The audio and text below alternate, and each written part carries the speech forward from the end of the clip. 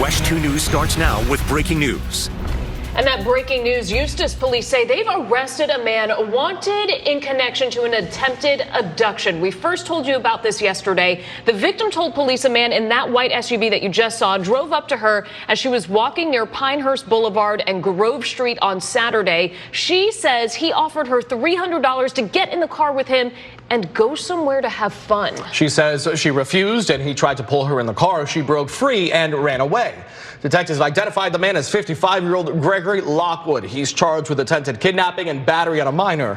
WESH News' Gail Pascal Brown will have more on WESH News at 6. The family of a former Orlando police officer murdered on New Year's Day wants the maximum punishment for the man charged in his killing. Dennis Turner was shot outside a home belonging to one of his wife's family members. Jeffrey London was caught and is charged in the crime. WESH News' Greg Fox live at Orlando Police Headquarters. And Greg, London wasn't even supposed to have a gun. That's right. Because of a prior felony conviction years ago when he was a teenager, he was not allowed to possess a firearm or ammunition. And according to family members of Dennis Turner, he did not always carry a firearm. London fled the scene after the shooting and was captured in Highlands County. I talked to the sheriff's office there a short while ago, and they're going to be bringing London back to Orange County tomorrow. The funeral for Dennis Turner is set for the 17th. Covering Orange County, live in Orlando, Greg Fox, WESH 2 News. Tonight, confusion in Venezuela after a shooting in the capital of Caracas overnight. Witnesses say security forces opened fire on unidentified drones. White House officials say the U.S. was not involved. WESH News' Stuart Morris here with the details, too. Jesse and Michelle, President Trump says the U.S. could launch a second military operation in Venezuela if acting President Delcy Rodriguez does not cooperate. Well, coming up at 5:30, we're going to get the facts on how investing in the Venezuelan oil industry could benefit the U.S. and what the reality is of the obstacles that lie ahead. Jesse, back to you. All right, Stu. Meantime, this morning, Governor Ron DeSantis announced the state attorney general's office is looking into possible state charges against Maduro. He was obviously very involved with bringing drugs, particularly to Florida and across the. But you know what he would also do, and this is not in the federal indictment in New York. He would empty his prisons and send them to America across the border. And we'd end up with some of these people in Florida, Tren de Aragua gang members that were in prison there. And he did that. And so to me, that is a very hostile act. Maduro is in custody in New York. WESH News coverage continues online. You can get the latest headlines on the case against Maduro, and you can download the free WESH 2 app and turn on alerts. In Volusia County, there is a push for more patrols at Daytona Beach's boardwalk. City leaders will vote on adding another satellite office in the beachside area. Business owners say they're excited about the idea. Officers do drive by, but they also have other parts of the city to cover. Business owners say having officers around the clock will help make the boardwalk safer. They say their main concern is not crime, but quality of life, with issues like homelessness and people wandering around. They come in at times and they'll harass our customers, panhandle in the building, panhandle out front. And as much as we would like to be able to give them whatever they want, we can't afford to do that. They're not necessarily here to hurt anybody. They're just, laying on the ground. They're scattered about. The satellite office will be at the Hilton Daytona Beach. The city will vote tomorrow night if they will make it official. We also talked with the police chief about how this plan would work and how soon it could start. We'll have that part of the story coming up on all new on WESH News at 6. A heated debate over the future of Eatonville's historic Hungerford site is moving closer to a final vote. Today, Orange County School Board members heard from town leaders on who should control that land. WESH 2's Spencer Tracy is joining us live in Eatonville with what happens next. Spencer. So when you first drive into Eatonville, this vacant lot is the first thing that you will see. Now, this redevelopment is one step closer to happening with a final vote next week. And tonight, Eatonville leaders will hold their own town meeting to discuss next steps and to hear from residents. We will be there, of course, bringing the latest on air and online. I'm covering Orange County live in Eatonville tonight. Spencer Tracy, WESH 2 News. An Orange County judge just issued another arrest warrant for the woman accused of killing her dog at Orlando International Airport. Investigators say Allison Lawrence drowned her 9-year-old mini schnauzer in the airport bathroom because she wasn't allowed to take it on an international flight. Her lawyer is trying to withdraw from the case. She says she has not paid him or kept in contact with him. He was supposed to be in court for a hearing this morning but did not show up. Now the judge is ordering him to explain why and put out a warrant to arrest Lawrence. They'll have 5 days to show good cause in writing for his failure to appear. As for Ms. Lawrence, the court will issue a capias. There was already another warrant for Lawrence after she missed a hearing in September. If she's taken back into custody, she'll be held on no bond until she goes on trial for animal cruelty. New tonight, it appears black paint used by the state to cover colorful crosswalks is already showing signs of wear. Oviedo Mayor Megan Sladek posted this picture of a crosswalk, and you could see the green paint beginning to show underneath the black paint. This comes just months after the state first ordered the removal of a rainbow crosswalk outside of the Pulse nightclub. That led to a statewide mandate for local governments to remove colorful crosswalks or risk losing state funding. In October, WESH 2 Investigates found Seminole County spent tens of thousands of taxpayer dollars to paint over bright green crosswalks. A new affordable housing development is in the works in Orlando. City Commissioner Shan Rose says a developer plans to build 140 rental units on a piece of land west of Jefferson Street and North OBT. She says there will be a mix of 1, 2, and 3 bedroom units along with a parking garage. There is no word yet on when they plan to break ground. In Flagler Beach, demolition of the iconic pier starts this week. The city posted this picture this morning of the equipment in place. Hurricane Ian damaged the pier in 2022, and it's been closed since. Crews will replace the wood with a concrete design meant to better stand up to storms and rising waters. The project's been delayed several times, most recently over the summer because turtle nests were in the way. The project should take 1.5 to 2 years. The 27th annual Mecum auction is happening in Kissimmee, and this one could be historic. 4,500 cars will be up for auction through the 18th at Osceola Heritage Park. The auction will also air live on ESPN Plus this Friday and Saturday, and the 14th through the 17th. The headliner this year is a Ferrari 250 GTO, one of only 36. All right, often called the lightning capital of the world, Florida has been dethroned in a key stat. Which state took over the top spot and which category Florida still leads? A return to the capital. I'm Amy Lou in Washington with the dueling events and narratives remembering January 6th. And women's professional volleyball returns to Orlando this week, and the Valkyries are looking to repeat as champs. We sit down with the team as they begin their journey to run it back. Tony. And Michelle, if you like warm weather, we have near record and record heat on the way. I'll time it all out for you straight ahead.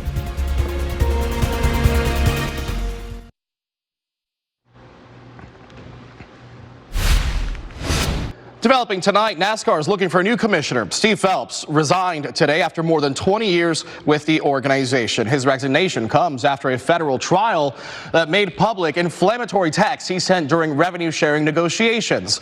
Those texts drew backlash from supporters. Phelps will leave at the end of the month. Before the start of the season, NASCAR has not announced an immediate replacement. Women's professional volleyball returns to Orlando this week, and the Valkyries are looking to repeat as champions. WESH 2 sports anchor Kristen Lago spent some time with the champs this morning as they begin their journey to run it back. And the Valkyries open their season at home on Friday against the Grand Rapids Rise. The match gets underway at Addition Financial Arena at 7.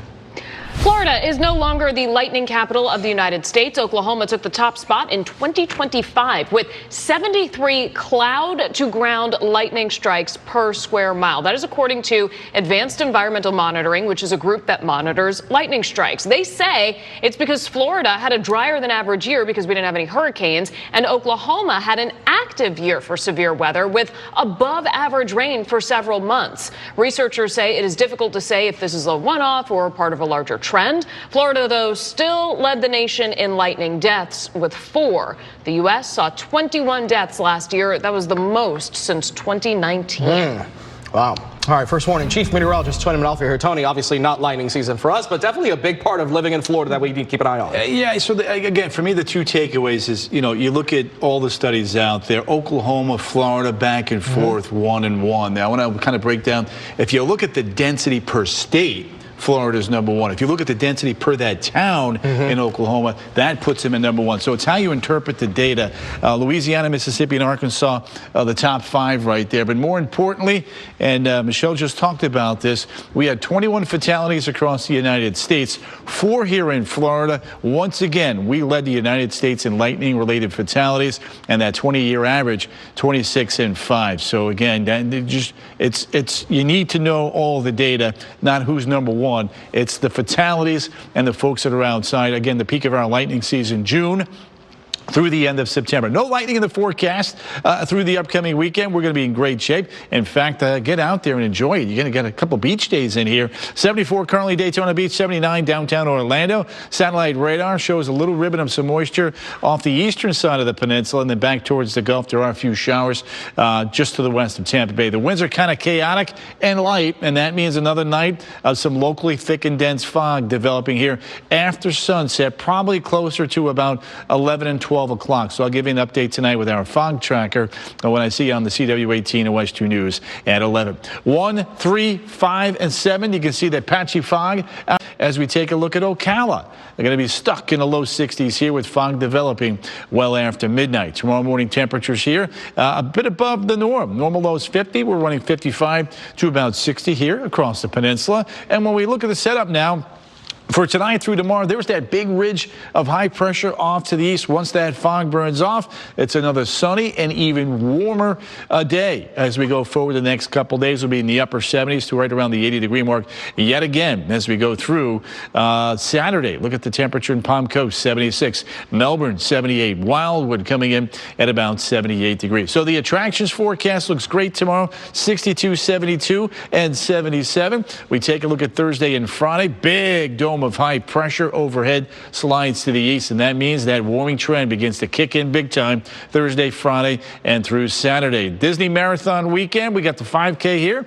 And on Thursday at Epcot, 60, 59, 59. We'll be watching the fog for the runners. And then we have a launch Thursday afternoon, 129. Right now, the forecast does indeed look good. We'll watch the cumulus clouds. Probability of liftoff, though, pretty high. Now, let's get back to that warm stretch. Thursday, Friday, and Saturday. Orlando, 81, 83, 83. That's a good 10 degrees above the norm for this time of the year and puts us in record territory as we get you to Orlando, Sanford, and Leesburg, tying and or breaking record highs for the date. But it's not going to last much longer. Once we get past Saturday, a front kind of moves on in here, and those temperatures begin to bottom on out. In fact, by Monday morning, 39 degrees up in Ocala, 49.50 in town for the half marathon, I should say, on Saturday, 63, 62, and 62.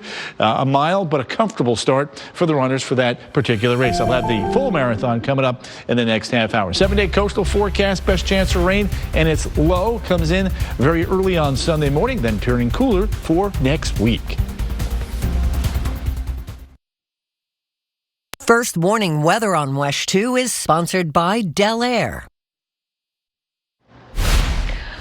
Cool Kids Summer is coming back to Walt Disney World, and we are learning more about what's being offered starting May 26th. You can meet your favorite Toy Story characters in Magic Kingdom. Woody, Jessie, and friends will be at Diamond Horseshoe. No, not you, Jessie. Character Jessie, different Jessie. All 4 parks will have characters available during early entry, and both water parks will be open this summer. All right, at SeaWorld today is your last chance to see the Three Kings celebration. Feliz Dia de los Reyes to those who celebrate.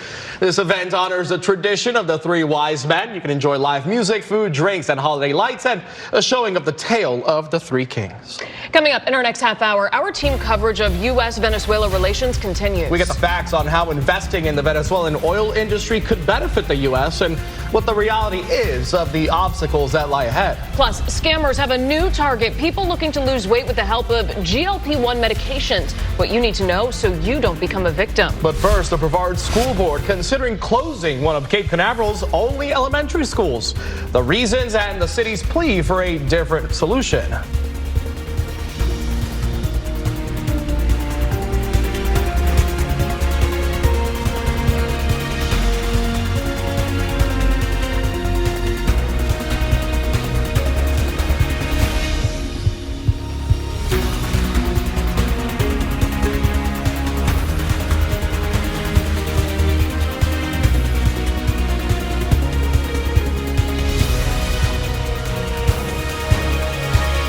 WESH 2 News, honored with 3 Suncoast Regional Emmy Awards.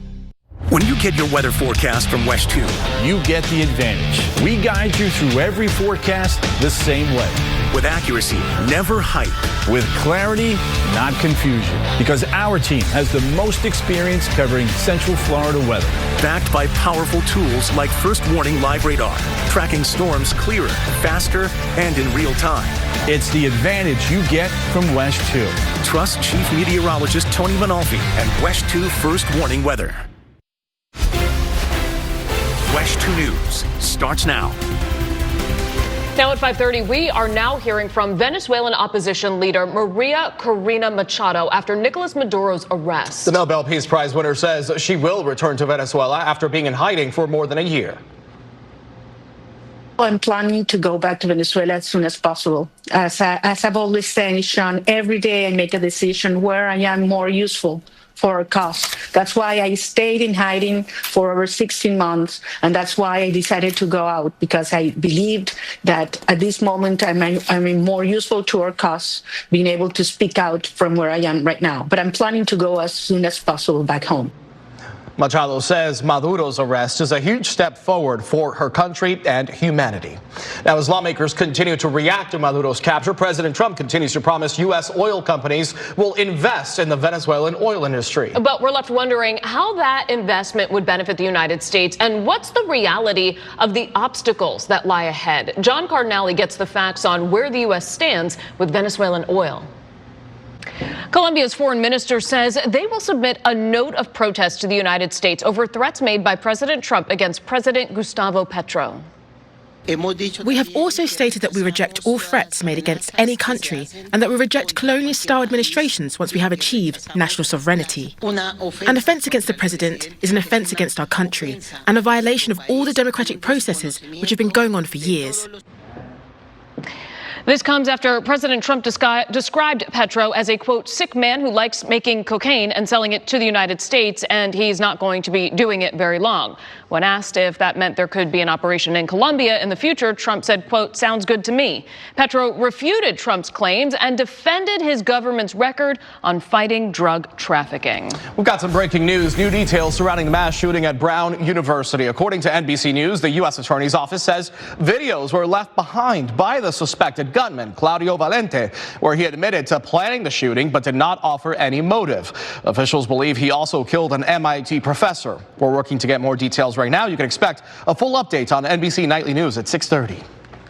In 2 weeks, the Brevard School Board will decide the fate of a Cape Canaveral elementary school. The board says View Elementary isn't at capacity and is costing taxpayers too much, but parents say there has to be another solution. WESH 2's Brevard County reporter Megan Moriarty is live in Vieira, where the board had a workshop today. Megan.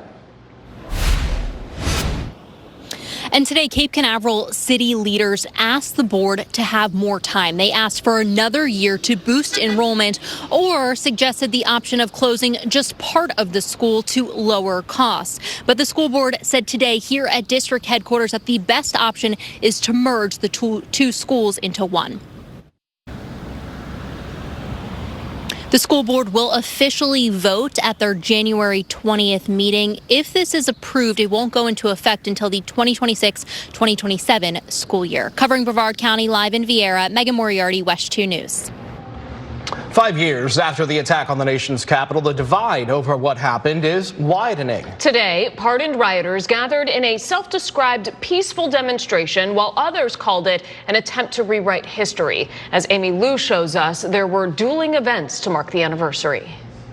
Still ahead, weight loss drugs have surged in popularity. And so have scams targeting people desperate for this treatment. What you need to look out for before you buy. Tony. And I tell you what, if you are headed to the attractions tomorrow, any one of them, you're going to be in great shape. After the fog burns off, we're going to be up near 80, more in that warm stretch, straight ahead.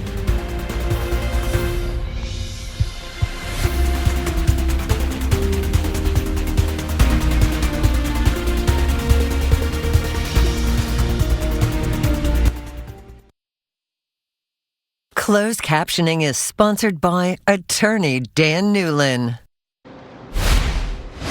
GLP-1 weight loss medications have surged in popularity, but so have scams targeting people who are desperate to access them or similar treatments. The Better Business Bureau says deceptive ads and fake products are flooding the marketplace, often driven by AI-generated marketing. Amy Liu shows us what to look out for.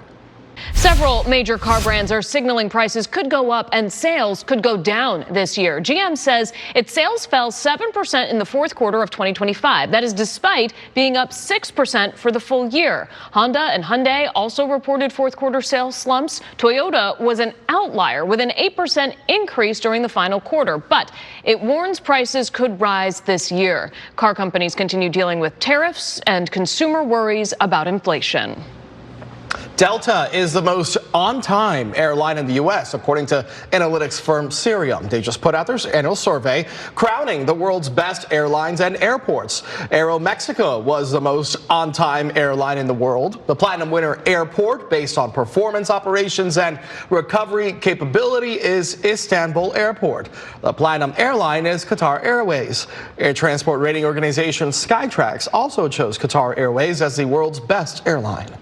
There's an important deadline today for Brevard County residents affected by October's historic flooding. It is your last day to apply for a Small Business Administration physical damage loan. And it's not just business owners who can apply, but also homeowners, renters, and even nonprofits. While Brevard County saw most of the damage during this historic flooding in the fall, people in Orange, Osceola, Seminole, and Volusia counties can also apply. The deadline for economic injury filing is not until August. First warning, Chief Meteorologist Tony Manolfi here. Tony, it's ending up to be quite a beautiful day and quite a beautiful evening. Yeah, I got a great sunset here for you across Central Florida right now. I'm going to take you back out towards New Smyrna Beach. A couple of boats out there as well, just kind of chilling, watching the sunset there, over towards New Smyrna Beach and out towards the Atlantic right now, where the temperatures are running right around 74 degrees. Back through the interior, mid-upper 70s, down towards Palm Bay, right around 74. Satellite radar right now shows just a few clouds out there and a couple sprinkles over the open waters of the Gulf.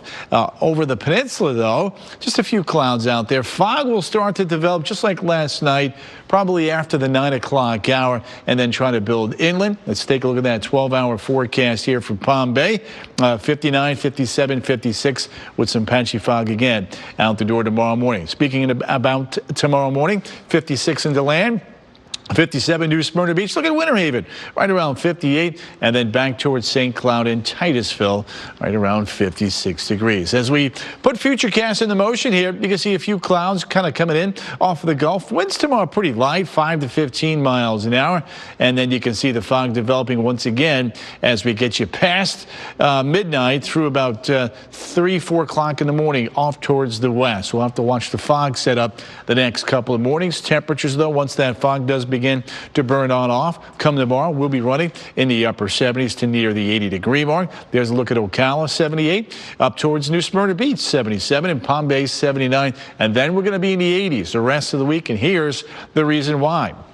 We have this big ridge of high pressure developing from the Yucatan Peninsula that's going to extend eastward now across the Gulf and into the southwestern tropical Atlantic. And that means we are going to heat up underneath that ridge of high pressure. The runners, though, are going to be in good shape. Temperatures will be running 62, 61, 61 there for the 10K race through Epcot and the boardwalk area there come Friday morning. We'll have to watch out for some patchy fog. But take a look at these numbers now. Thursday, Friday, Saturday. Ocala 80, 82, 81, a normal high about 70. So we will be running about 10 degrees above the normal. Thursday, Friday, Saturday, 79, 80, and 81. Again, record heat possible for Orlando, Sanford, and Leesburg as we get you on into Saturday afternoon. Then our front will be on the move Saturday, Saturday night, and Sunday. That will drop our temperatures by a good 10 to 15 degrees by the time we get you on into Monday afternoon. So from 83 down to 67, a 16-degree drop in temperatures. So the marathon looking good, 62, 61, and 61 with lowering humidity through that race. Let's put it all together here for you now. Central Florida's most accurate 7-day forecast, 78, 81, 83, 83. Beach day Friday, Saturday. Couple of showers very early on Sunday morning. Monday and Tuesday turning much, much cooler.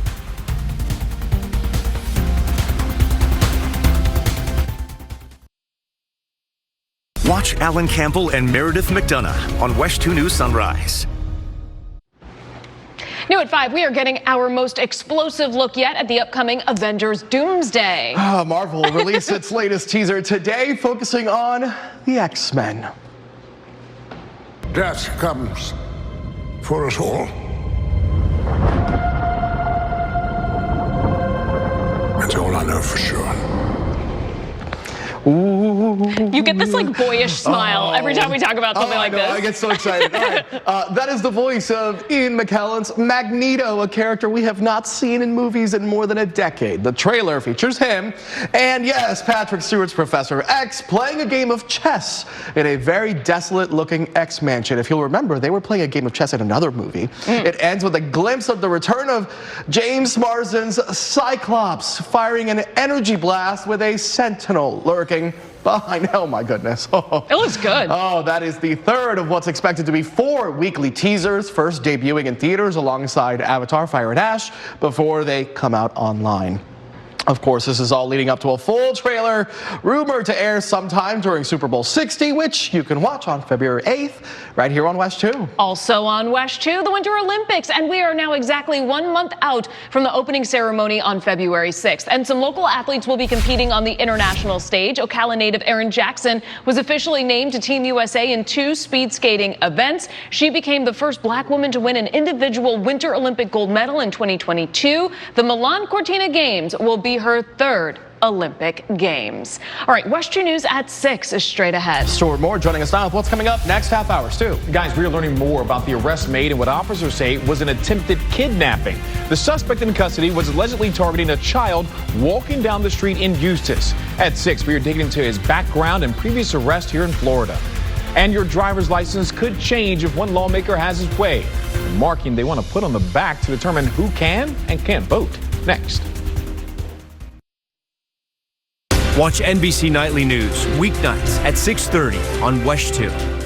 Going everywhere news breaks, bringing you right to the story. With complete coverage at 6 p.m. Summer Knowles, Stuart Moore, First Warning Chief Meteorologist Tony Manalfi. WESH 2 News at 6. Local, live, late breaking.